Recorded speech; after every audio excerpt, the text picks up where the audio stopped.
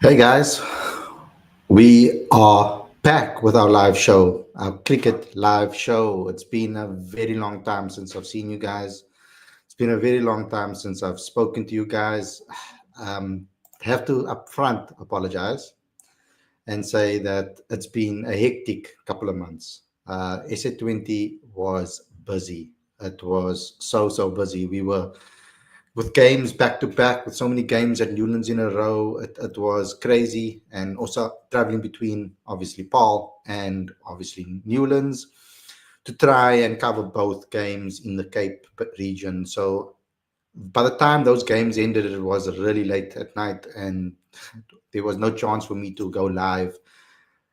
Not even before the matches either, because there was a lot of prep that went involved with regards to that. Because I am helping out at Western Province with the media centers, etc., and trying to do my best over there to try and help out where I can. So it's been a lot of prep work and stuff like that. So I haven't really had the chance to go live as much as I wanted to. I obviously did put up a lot of content. We have been putting out some content, video content, particularly on the channel. So please go ahead and check that out. I need all of the support from that, guys, because we want to do more of those type of things, more behind the scenes looks, some more interviews with players, etc. So all of those things I would like to do a lot more, and those are the type of things that I would like you guys to support us in those ventures, because it does take a lot of effort, a lot of time for us to organize those things, and with regards to shooting that content. So please go and smash the like button on all those videos and share it with as many people as possible. We did a lot of things with MI. We did some things with Western Province. So please go ahead and check that out, that content. But we are back with the live show.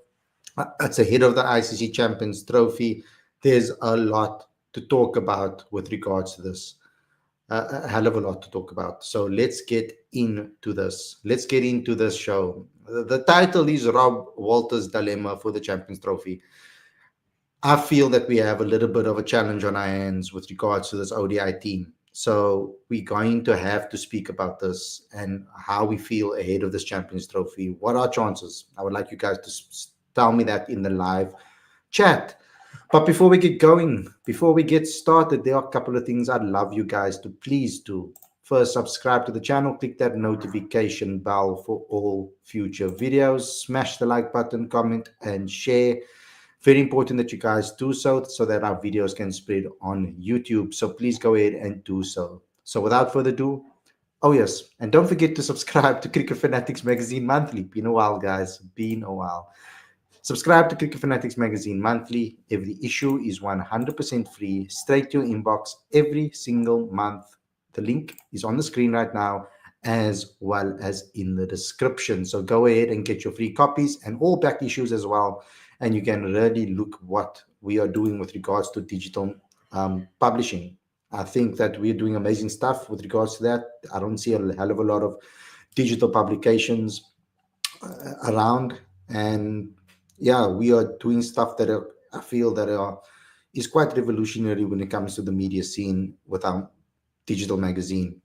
We just recently got an email from a company that ranks cricket magazines in the world with regards to the content that you create, not necessarily only about hits, but it's also about the content. It's also about the consistency. It's also about the engagement and all of those type of things. And we rank number 2 in the world behind ESPN Click Info on this list. So if you type in top magazine, cricket magazines, and you go and check that list, there will be a link over there for top 10 magazines. And Cricket Fanatics Magazine is second on that list. So I'm really proud about that. And I have to thank all of you guys, because without you, that would never have happened. And so thank you very much to everybody. So without further ado, let's get straight into today's video. I'm really looking forward to being back and chatting to you guys. So let's get straight into it.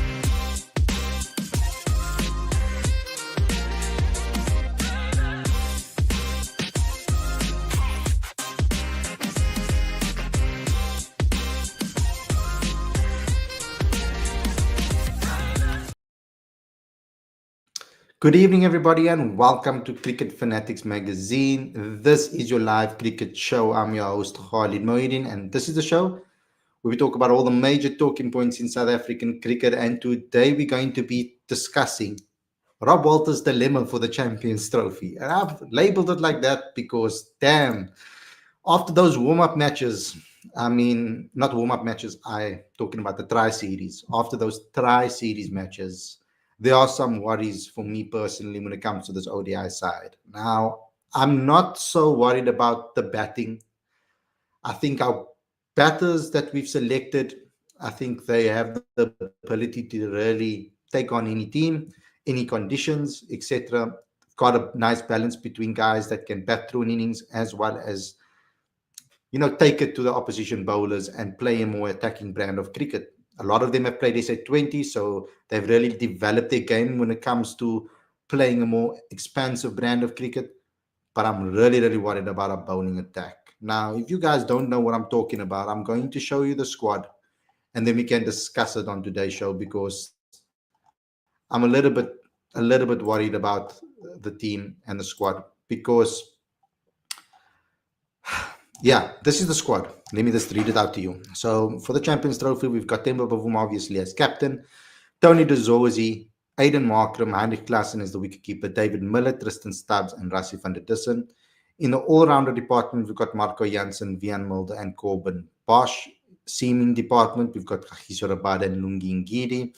And then we've got Keshav Maharaj and Tabray Shamji in as the spinners. And in the travelling reserve is Kwena Mapaka. So I'm looking at this squad and I'm looking at this particular batters, and I like the batting squad. I think maybe one player that is maybe a little bit unlucky to have not made this is maybe Ryan Rickleton. But then who does he come in for from this particular lineup? Perhaps maybe Rassie, but Rassie's been in great form, just as Ryan Rickleton has been in the SA20, for example, because that's the last thing that you can really take when it comes to that. When it comes to games being played, the last thing that we can look at is the SA20. But this bowling attack, guys, I'm a little bit worried about. Kagiso Rabada, Lungi Ngidi, Marco Jansen, Viamel, and Corbin Bosch. When it comes to the seamers, I don't think that this particular side is. Lawrence is saying that Ryan is in the squad. I don't remember seeing him in the squad, but maybe he's. Let me just go and double check that.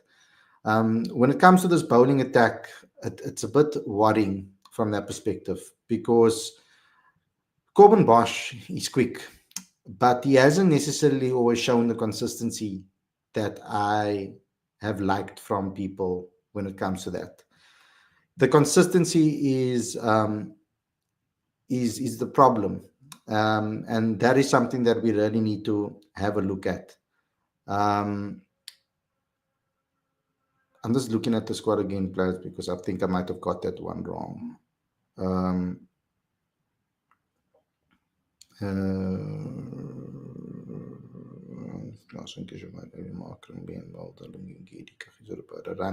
is in the squad. I messed that one up, guys, so sorry about that. Need to add Ryan in it. Okay, so Ryan's in it, so I take back everything I said. Been a long time, a little rusty, so bear with me. So Ryan's in the squad. So then from a batting perspective, I think that that's perfect. I like the batters that are there. Perhaps you could say that someone like Matthew Brzezinski, after his amazing performance, I feel, in that tri-series match, to get that 150, the first player to hit 200s in his first two matches in ODI cricket, amazing. First person in history to score 150 on debut, amazing. So that is something that we need to look at. We need to obviously congratulate him for the way that he's performed there. And I think that there's a bit of criticism coming from, like, for example, Herschel Gibbs. I don't think that is fair on the guy. What was said over there about how fast he batted, etc. It's ODI cricket. I know ODI cricket has maybe changed and that people want players to now score at a much faster rate, all of those type of things. But I thought that for the match situation, that that he was put in, or the way the team was situated at the time. I think that that was a little bit of a harsh one with from the likes of Herschel Gibbs and his comments on Matthew Podetsky. Um, I do understand his point of view from wanting to see players play a more expansive brand, a lot quicker, etc. But to be critical of a performance like that, especially when it's his first game, you know, in ODI cricket and his first two games that he played, I think he did phenomenally well in those two matches. So Matthew Brez is definitely one for the future. I would have liked to see him in the squad already, but he's definitely one for the future, in my opinion. And I thought that his innings was superb. And that is something that we need to also just remember. When it comes to um, other players that I felt were omitted from the squad, a player that I really wanted to see in the squad was George Linder. I don't think we talk him up enough. I mean, a lot of us do on this channel, though. We've been speaking about him for a very, very long time, that we want to see him in the squad, etc. And we haven't really necessarily seen it happen in ODI cricket. We only recently got a recall to the T20 squad, which I felt was long overdue with these performances. And I think that that is something that we need to also take into account, because his performances for Western Province have been absolutely fantastic. And he's been consistent over the last couple of years. And I feel that he does deserve an opportunity to be in these squads. And he hasn't necessarily been. That there's been a lack of that, of showing a backing to someone like George Linder. I'm just going to put up the new squad again on the screen. I've added Ryan Nicholton to the list now, so he's there. I apologize to Ryan, and I apologize to everybody that I didn't put him in.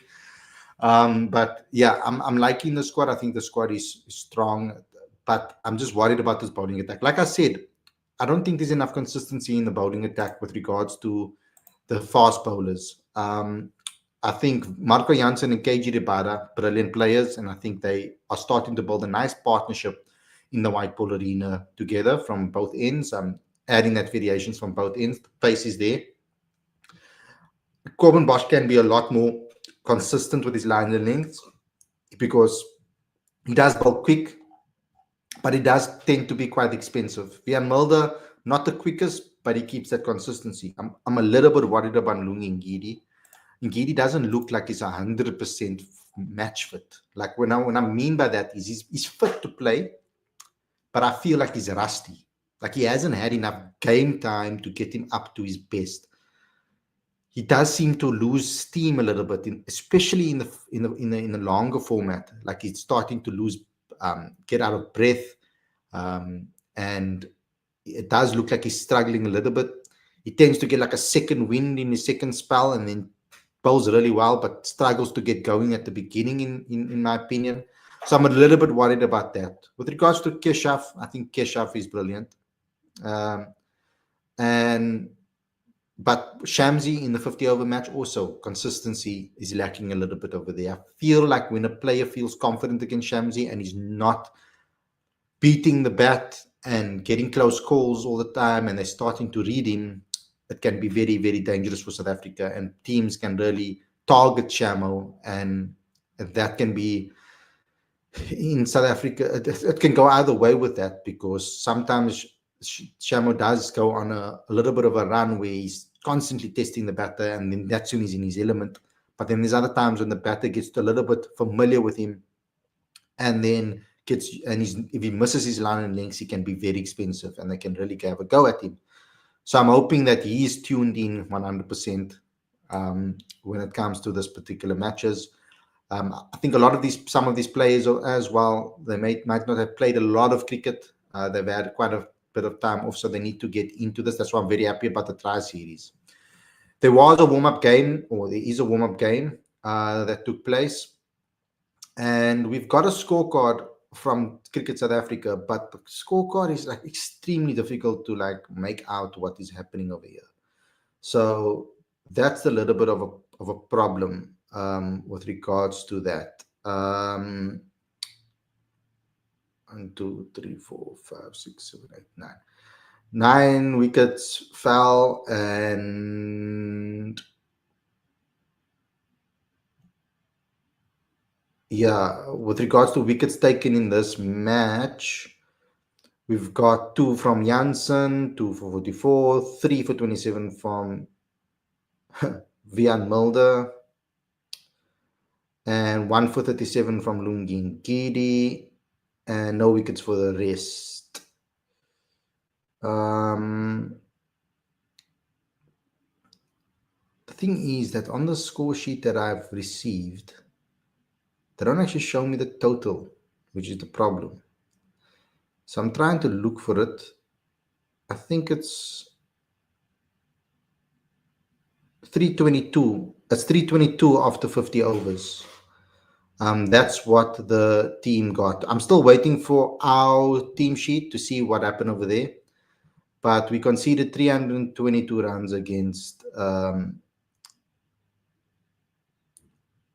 like you could say, an amateur team in a way.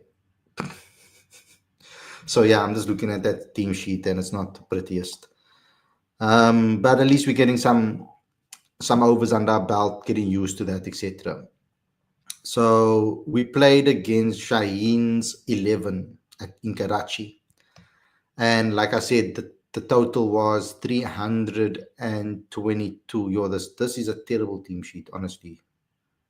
So it's 322 for 8 in 50 overs. That was the total.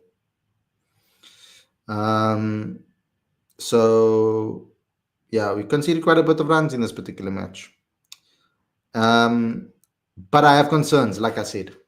On this team sheet, for example, right, you can see Kagiso bowled. He bowled 8 overs. Marco Jansen bowled 7 overs. Vian Mulder bowled 5 overs. Ngidi bowled 5 overs. Tabrei Shamsi bowled 8 and he conceded 58 for 1 wicket. Keshav Maharaj bowled 9 overs and went for 50 runs, no wicket. Aiden Markram bowled 4 overs, went for 29 runs. And Corbin Bosch bowled 4 overs, went for 21 runs. So that is what happened in the warm-up game. I'm still waiting for the team sheet with regards to our batting performance to see if we chase that down or not. So like I said, I'm pretty fine with the batting lineup. We've got plenty of options. I hope that they do pick, though, an 11 based on form. Rob doesn't tend to do that in his 11s. So we're going to have to wait and see what he does with regards to that. Generally speaking, he does pick the players that he backs and believes in, regardless of what form they're in. I would like them to pick the batters that are looking the most ready for the match, because we've got some tough matches. First match against Afghanistan, second match against Australia, third match against England. Those are 3 top teams that we're going to be playing against. And we know that in knockout games, we do. Afghanistan is a very talented side. I will never underestimate them because they can be incredible on any given day. If you look at the SA20, almost all the Afghanistan players really impressed and really are looking like they're in great form. So I'm a little bit worried about Afghanistan as the opening game. They are a very, very good side. And I'm a little bit worried about that. I wonder where you guys are sitting. Where are you currently sitting at with regards to this particular Champions Trophy? Do you back us to win it? Back us to make it out in the knockouts? Let's see what you guys have had to say in the live chat. PBG3 says selection will be a big headache. I hope it's not messed up this time. Simple equation. Mulder and Janssen should be in to give balance and choosing Gidi, Shamji, Bosch according to conditions. He also says in opening, Ryan or Dezozi, and number 3, Rassi or Stubbs. Difficult to play 3 players out of these 4. Time says Stubbs in place of Markram, in my opinion. What do you think? That's why I said it's very important that they decide to do something. They should decide on form. Stubbs should be in the side. I think that Stubbs' ability in ODI cricket has yet to be fully seen. And I think if he does get selected, he shouldn't be selected at a 6 or 5. I think he should be selected at the 3 position. I think that would be his best position. I think that Stubbo in this format needs a little bit of time, and he can bat through an innings and really be aggressive at the back end. So that is something that I would like to see when it comes to picking Tristan Stubbs. I don't want to see them selecting Tristan and batting him as a 6. I don't think that brings out the best in Stubbo. Sam says Gibbs coming as coach soon. Just wait. In Instagram, I mentioned Gibbs to come back as coach to Proteas setup, and he was so excited. He said, Khalid, back to my scorecard, please. I just read that out. Great to see you back, PG3 says, and resume the show. Thanks, Khalid. Thank you guys for being patient with me and still being loyal by coming on the stream, regardless of how long I've been gone. You can see that I'm a little bit rusty. I need to get into it, guys. I was before this live stream. I don't know why. I mean, I've been doing live streams now. You guys know I've been doing this every single day almost for the last 4 or 5 years, and yet today I was still nervous to see you guys because I didn't know how I was going to be. Will I still be able to talk to you guys after so long? So I was a little bit nervous, but I'm feeling great to be back again. It's nice to see all you guys back here again and familiar, even though I can't see your faces, but familiar names in the live chat. Thank you guys for being so loyal. Sam says, Khalid, why haven't you brought Aiden Markram into the show? Please try for Champions Trophy. I will try my best, Sam. I've been trying to team, but there hasn't been a chance. When it comes to SA20, it was difficult because he needed to. Today, I had an opportunity to possibly talk to him. He had to get on a plane to fly because he was here for the captain's press, and then he had to fly back to PE for the opening game. So he didn't, or Kabeja, sorry, for the opening game. So he was already a little bit late for the flight, so I couldn't grab him there. And SA20, it's a bit tricky to get players to get interviews from players with a quick turnaround between games and practices. Sometimes they don't even have the chance to even practice because of the flights in between games. So it was tough. So and we can't necessarily get permission. We have to get permission from the actual franchise for that. And it's very difficult during SC20 to get exclusive interviews. So I tried to get a hell of a lot of different exclusives. The franchises couldn't just get a chance to give those players to me or make them available. So it was a bit tricky, but I'll try my best after the Champions Trophy and let's see how we get if we can get him on the show. Rob Walters' place as coach also in danger. If he doesn't give results in Champions Trophy, then he should be sacked and hire some other best coach, because if not bilateral series, no ICC events, then what? Yeah, I don't think that he will be able to ride the coattails of being the guy that makes it to the knockouts and knockouts all the time into the knockout zones or into the knockout stages and not win a trophy. He's gonna have to convert those knockout stages into trophies. That's something that he's gonna have to do at some point. He's going to need to start to win now, because we've made it into 3 knockouts, I think now. 2 knockouts. Yeah, 2 knockouts, a final and a semi-final. We need to now convert those into trophies. The same with the women's team. Sam says Rob Walters' bilateral series performances is so poor under him. We haven't won as much as we lost. Yeah, we've lost a lot. There is a slight, maybe not excuse, but a slight reason for that. Also, he hasn't always had his best team available to him to be able to select from for these bilateral series. But still, there can't be an excuse for that. The bilateral performances and the bilateral results have been poor. I mean, we haven't won one. So we keep getting beaten by everybody. It's madness. Lauren says, looking good and healthy, bro. In my opinion, I think we got the batting lineup and batting firepower to go all the way, but it's our bowling that could hamper us from winning the tournament. And I agree with you. And when last have we actually sat ahead of a tournament and said that? It's normally our bowling that's the strongest. It has been for the last couple of years, I'm saying. We were more balanced, obviously, in the past, like in 2015, etc. But when it comes to after that, like 2019 and onwards, our bowling attack had been bailing us out of a lot of things. So this time around, our batting is great, but then our bowling is an issue. And I do feel for our Walter because of the amount of injuries that he's had to deal with. I mean, Nandre Berger out, Jerugutsia out, Anik Nokia out. I mean, so many fast bowlers have picked up injuries. So it's been tough for him to select fast bowlers. Luckily enough, we have so many all-rounders that have been putting up their hands in recent times. So that is the one thing that we can look forward to, is that we've been calling out for all-rounders for many, many years because we were lacking in that department, and now we've got quite a few all-rounders to pick from. PBG3 says, Markram has to play for his bowling contribution. In flat Pakistan wickets need more options. Talha says this is his top 7 that he selected here.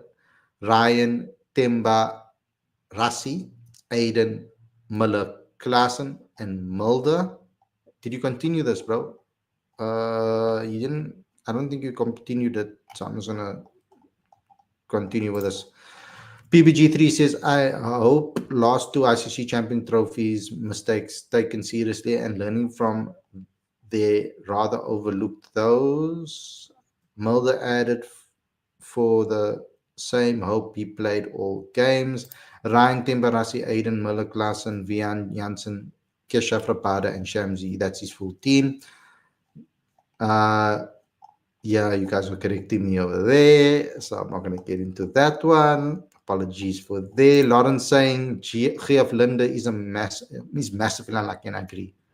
He's been in incredible form, and I feel that he deserves to be rewarded for the amazing form he's been in domestically. And he's starting to become a lot more important in the crucial stages of matches. That is something that I really looked at and have been aware of. He's been winning games for teams. He had a brilliant T20 series. He had a brilliant SA20. He's starting to play those winning moments, winning man of the matches, etc., play of the matches, etc. So he really does the need to be backed, I feel, for his contributions. I mean, we're going to see now in this 50-over competition that's happening. The One Day Cup has started. Okay, yes, Western Province lost their first match, but he was brilliant in that match. Okay, he didn't take any wickets, but he scored a very good half century in a very important stage of the match when Western Province were in trouble. So his batting has come a really, really long way. He's looking a hell of a lot more assured of his batting and assured of his plans when it comes to certain stages of the match. I think that he's developing into an all-round type of batter that can dig his heels in and really anchor an innings, but he can also play that aggressive knock towards the last 15 overs. In my time skills, I would have liked Linda in place of Shamsi, he says. I will always say, like, I agree about Linda being in the squad, but I do feel that wrist spinning is such a, I've always said it, wrist spin has always been special. You never know what you're going to get. But Shamo has to be at his best, because if he's not at his best, if he's even at 80%, I do feel that he can get punished and people target him. If they see that he's a little bit off his radar, they do tend to target him, and he can go for quite a bit of runs, and a game can be lost right there in those moments. Tala says Proteas are at a loss for Linda is missing. If Linda's missing, Sarkan maybe he was drunk. He's talking about the Herschel, I think. Shamsi and Lungi is just poor. They will cost us a few matches. Lana says, I love Gibbs, but I think we should compartmentalize the love we had for Gibbs, the player, and him as a so-called pundit. Gibbs was my favorite player growing up. Really was. I always used to like him. Even when I used to bat for my school, etc., I used to put my collar up like Gibbs. I was a massive fan of Herschel Gibbs. But I haven't always agreed with his comments, his punditry comments. I mean, obviously, he knows a hell of a lot more than me. He's a professional cricketer. He's played the game at every single level. He was a sensational player. So he maybe sees the game a little bit differently. And I'm just a fan, giving my opinion. But yeah, I didn't agree with his comments. Particularly, I think it was a bit harsh on someone like Matthew Brzezinski, who's just started his ODI career for the Proteas. I don't think after performing like the way Matthew Brzezinski did, breaking a record like he did, making history like he did, I think that he deserved more praise than criticism for that particular performance. I mean, especially when he was the one reason why we even got to 300. He was very important in getting us to 300. I know Herschel said that he feels that because Matthew Brzezinski batted so slow is the reason we lost. No, I feel that the way we bowled was poor. That's the reason we lost in that match, rather than the batting from Matthew Brzezinski. Prashant says how we could fit Stubbs into this team. We need to find a way because the boy is very good. NY Times Square says Ryan is probably the most informed batter in all formats. Guy is looking fantastic at the moment. NY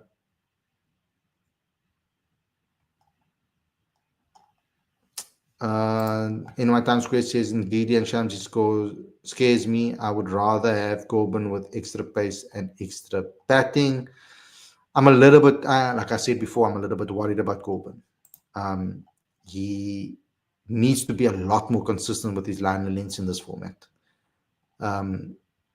Because with his pace, it's always dangerous if you can't control your lines and lengths. Because if you don't, you're going to fetch. You're going to fetch leather. You're going to chase leather. Reality is players like Lungi and Shamsi, they cannot change himself, cannot work on their fitness. That's costing their best version. They are overweight, just playing doesn't look like athletes, says Sam.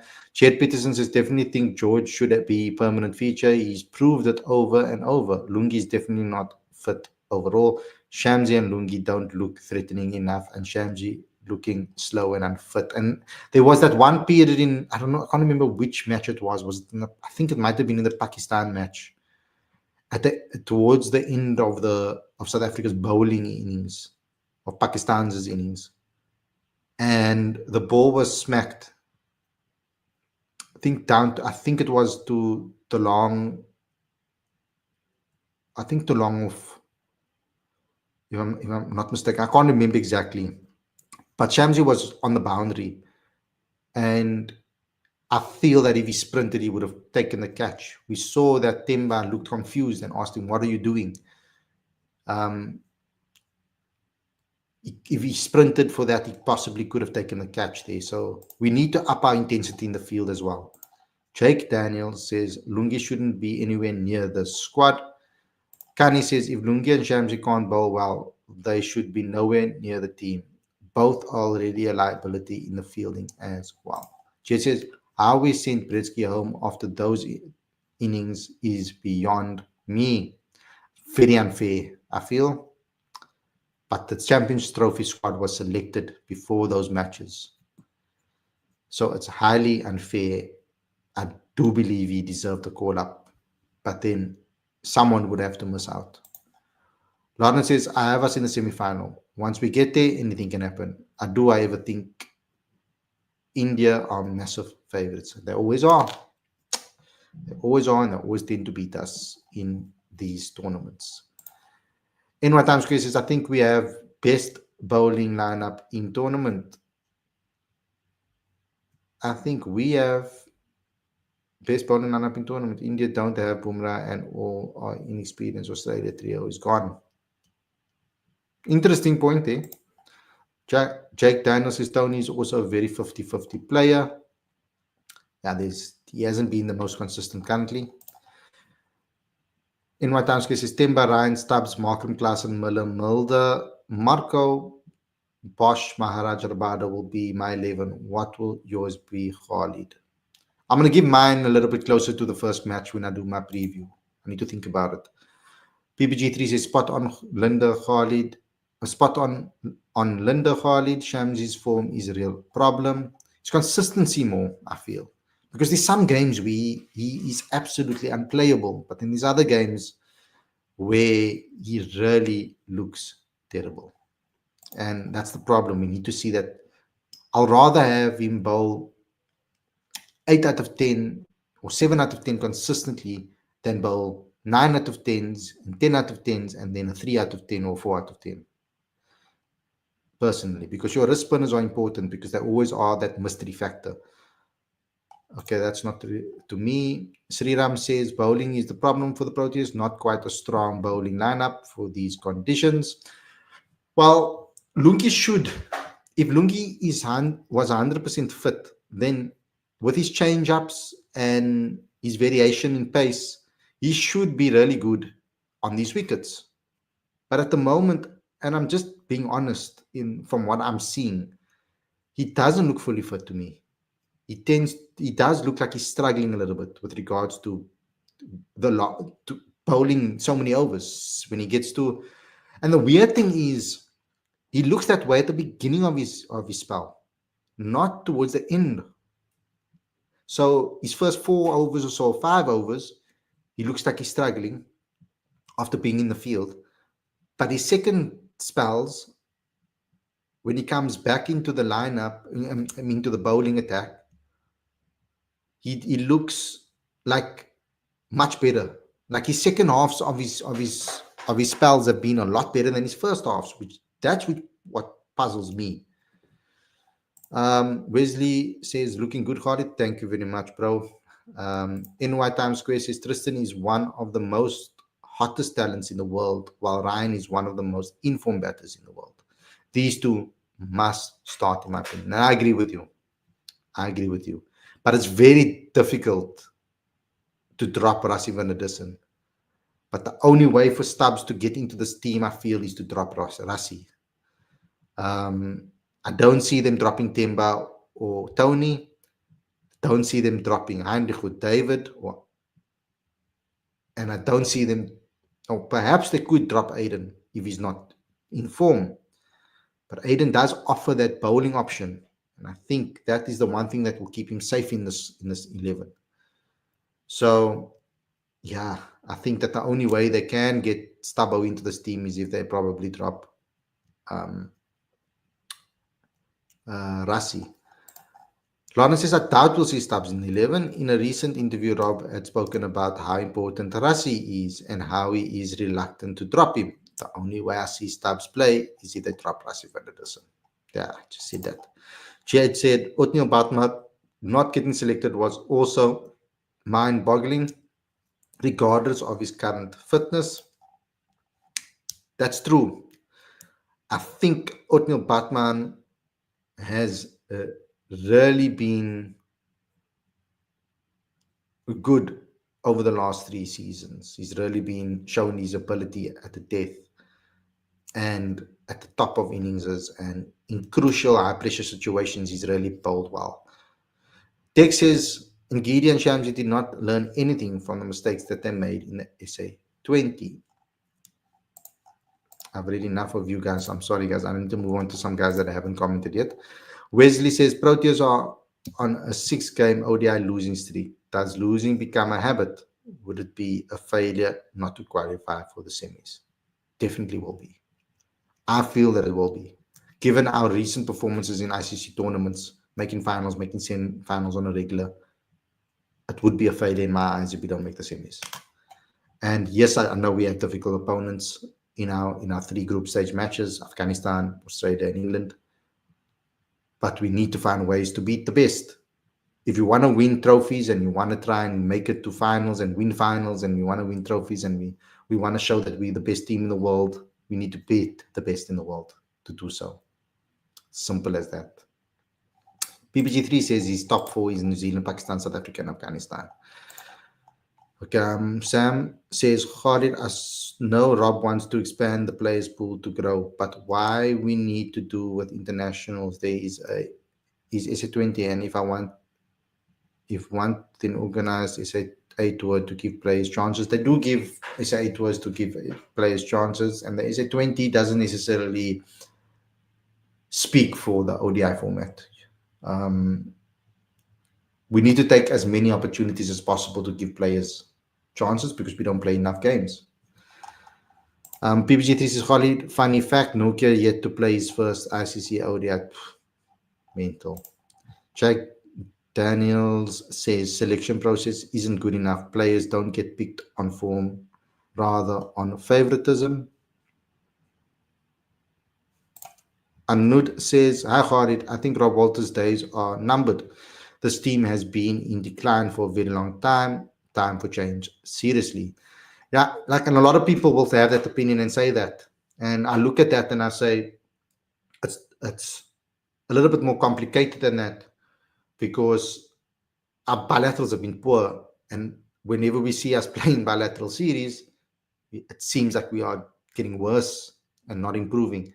But then when I see us in ICC events, we're making semifinals and a final, then I'm like, but where's that performances throughout the year when we're playing bilaterals? And then I go back and I look at our bilateral squads that we selected and how many people we are trying to give opportunities and how many times he's actually picked his best 11 in bilateral series. And I think that is kind of a escape for him, that he hasn't always had his best team available. So it does make things a little bit tricky when it comes to judging him, because he hasn't always had his best squad available. But in my opinion, it's still unacceptable to lose so many games. So many games in ODIs. People will tend to say, like it was said earlier, that losing can become a habit. And that's not a good habit to build. To constantly lose all the time is a terrible habit to start. Taim Said his thoughts on Run Repertory has been player with most runs in S2. Brilliant. It was amazing to watch him play. I've always been a big fan since I watched him in the under-19 and Coke Week. And he was absolutely fantastic. I felt that he really impressed me with his attitude. I spoke to him off the record, off camera. I didn't get an opportunity to interview him. I was promised an interview, and yeah, they cancelled on the last minute because of unforeseen circumstances. But yeah, I didn't get an opportunity to interview him and have a long chat with him. We are trying to interview him for the next issue of the magazine, so please subscribe, click that notification bell, but also subscribe to the digital magazine, because we're going to have an exclusive from him there. There will be probably there might be two that we will be releasing very soon. There was one taken before the SA20 tournament. Stuart interviewed him, but we're trying to get another one, more recent as well, to get into his mindset after that. But his maturity is what really impressed me. He was playing like he was having fun in the middle, and I think that's the one thing that the youngsters should learn from Luan Repertorius. What youngsters should learn from Luan Repertorius is that you need to go out there when you're this young, and I feel that the pressure shouldn't be on them to go out there and be the main stars. And I feel that they should go out there and play the game for the enjoyment of it. If they play it to enjoy it, it takes the pressure off them, and they will most likely succeed if they do that. What I felt happened to Dewald, a lot of pressure was piled on Dewald Previs to be the star. And he is a fantastic talent, and he had a great SA20, because I felt that he was playing with freedom. He was playing like he was having fun in the middle. And there was an interview that he did, or a post-match interview that he did, where he said that. He said he's going out there and he's trying to take the pressure off himself and just go out there to play his own game. And I love to hear that from him, and I love to see him play this match, because I felt that there was so much pressure put on him by media, by fans, by so many people, that Dewald is going to be this next big star that's going to take the international stage and alight, and he's going to set the national stage alight. And I felt that pressure, there was a lot of pressure to put on a young player like that. And I felt that a lot of us have been unfair with regards to his treatment on social media, in the media, etc., without criticism of him, etc. And I'm so happy that he's gone back to just playing the game for that enjoyment because he's looking incredible. Wesley says Linda would have been a great addition. Yeah, we spoke about that earlier. Let me see if I can get some new guys. Joe says, would you prefer SA to win the Champions Trophy or the World Test Championship final? World Test Championship final, personally. Hands down. I would love it if we can win that World Test Championship final. Test cricket is my favorite format. Jed says, ball was smacked to deep fine leg. Yeah, deep fine leg, yes. Yes, that's where it was. I remember now. Thank you. Thank you, Jed. Dex says Shamsi offers nothing. Batters playing him too easily at the moment. He bowls at least two leg side half trackers every over. How can you bowl pressure when you bowl like this? That's why I said he needs to improve his consistency. If he doesn't, he's going to get punished. Lawrence says, I look at it this way. Do I want Lungi, who will go for 16, 10 overs and bats 11, or Posh, who might go for runs, but who could also get you good runs with the bat? I prefer the second in one. I would prefer two in one player. Shamji is currently low in confidence. Dex is harder than Giddy, and Shamji's fitness also a huge worry. Yeah, I spoke about that. They don't look fully fit. Yeah. Let's continue. Jake says Rob doesn't know the players in the system. He's being guided by others in CSA that want him to fail. Whew. That is the statement of the night. Hands down.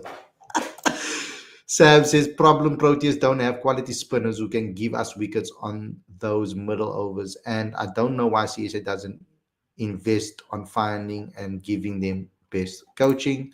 Lawrence says, I don't think there's a problem with coaching in the system. Lawrence says, how does Rob stay on top of domestic performers when he lives in New Zealand?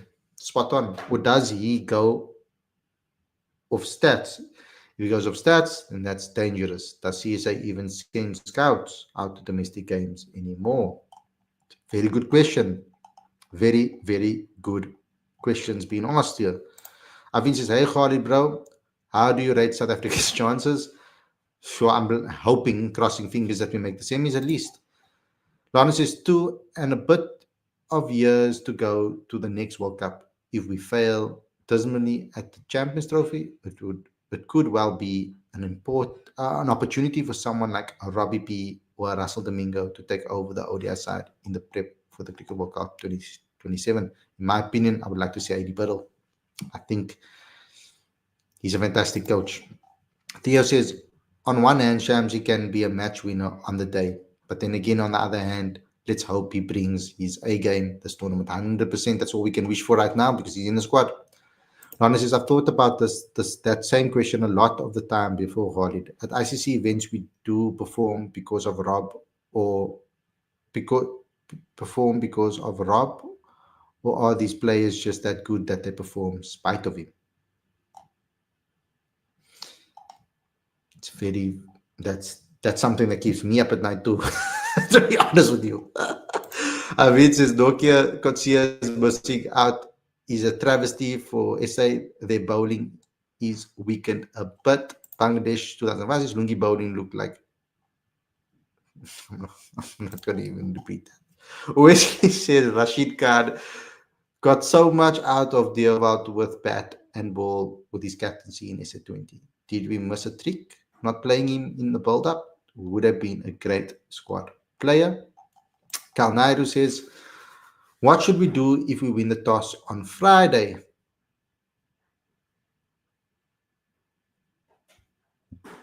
I need to know what the wicket's like first before I say that. But I think our best chances are batting first, to be honest. Always.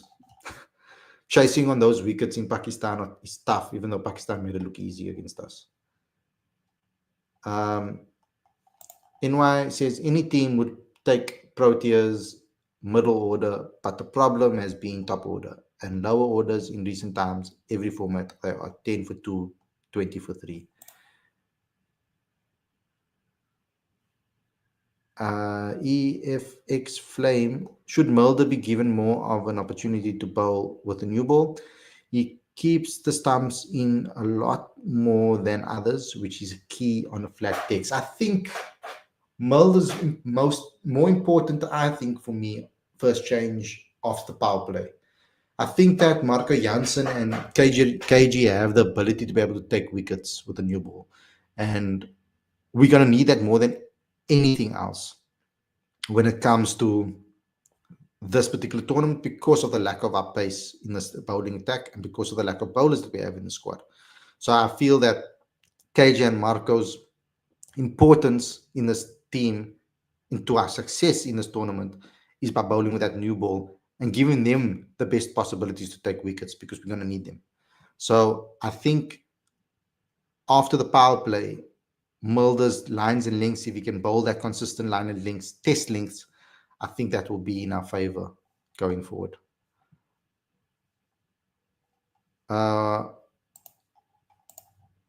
Walter would never select Bartman, not sure why. Lawrence says, going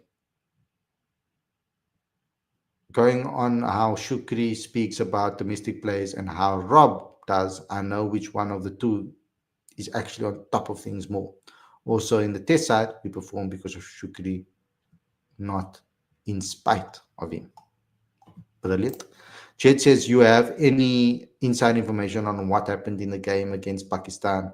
Why are they picking fights with us? The utter disrespect was so uncalled for. Where's the respect? I don't have any inside information on this. I have not had the opportunity to actually catch up with any of the players yet. So I'll try to find out, but then most likely, if I know the information, I won't be able to share it with you because it will probably be off the record. If I do hear it, I will ask the player if they would like to speak about it. But if not, then I'll have to probably keep that to myself. PBG3 says, if Tezosi played ahead of Ryan, that will be biggest blunder. Is Previs ready for international cricket, Khalid, bro? T20 cricket, I think so. Test cricket, I think another good season of 4-day cricket, he could be knocking on that door, and same in ODI cricket. I think we need to see a little bit more of him in the state cricket. This is a very important one-day cup for him, and I'm hoping that we can see that in blossom this season. Last question of the day, guys. Dex, the biggest problem I have with Rob is that he tends to stick with underperforming players. He does not drop them. And that's the thing that we've seen. Rob doesn't tend to pick on form. He has a lot of trust in players, and then he trusts them through anything. We do hear some people speak about that. The backing, they feel backed by a certain coach or manager, etc., and what that does for their confidence. And sometimes it's good to have a coach like that backs you through adversity for you as a player. But for the betterment sometimes of a team, you could also say being a little bit more ruthless helps. Like, for example, in football, I feel that the Manchester United team needs that ruthlessness because these players aren't performing at the levels that they're supposed to be playing at. In the Proteas setup, majority of the players are performing at a high level. There's only maybe a couple that aren't. So you don't necessarily have to be that ruthless with some of the players in that particular regard. So there's different strokes for different folks. But when the loyalty overrides form, I do have a little bit of a problem with that, because there's one thing being loyal to players if everybody's performing poorly and then you back in the players that you believe in. But when there are guys that are really outperforming others, like really doing outstanding things and are in incredible form, I don't feel that it's fair to not select those players when others aren't in form. So yeah, guys, one more comment. A couple of more. PBG3 says Khalid is 20 stubs from his real stubs form is a real concern. That whole team was really struggling in the batting department throughout this particular campaign. It almost felt to me like teams did extra preparation against SEC because of their success last season, and they put extra attention to them and their performances. and their game plans were always spot on against the SEC batters. They struggled with the bat throughout the tournament, but yet they still made the final, which is absolutely exceptional. I'm quite shocked, especially after losing 3, 4. I think it was 3 games on the trot in the first, on the trot at the beginning of the tournament, and he's still making the final. He's phenomenal, and that's why I like Andy Biddle so much. I think he'd be brilliant for South Africa. But Robbie P winning the tournament, I mean, he's now won quite a few tournaments now, and I feel he's really starting to develop his style of cricket. You can start to see his style of cricket on being implemented within squads and teams. Lawrence says Shooks doesn't give a crap. He picks who he feels will be the best for conditions, and that's refreshing. He also goes with form. And I think that's how our ODI team should be selected. I feel that we should go on form and we should pick on conditions. Guys, it was great to be back. It was great to see you guys again. Thanks a lot for tuning in. I hope you guys enjoyed this episode. Please subscribe to the channel, click that notification bell if you're new, and smash the like button, comment, share, and subscribe. Please also download the latest issue of Cricket Fanatics magazine monthly. Every issue is 100% free, straight to your inbox every month. Link is on the screen as well as in the description. And I'll be doing a full youth issue this month. We're going to be talking to some under-19 players, men and women, where we will be discussing their mentality, what they've been going through, what the standard of cricket is currently in the country, all of those type of things. So please go and stay tuned for that. I'm really excited actually for that issue, to hear from my younger players, from Coke Week, from under-19 team, from the under-19 World Cup women's team as well. All of those, I'm looking forward to hearing from them. Thank you everybody for watching. I hope you guys enjoyed this episode. Like I said, don't forget to do all of those things that I asked you to please do. And I'll see you guys again very, very soon with another live cricket show. Stay safe.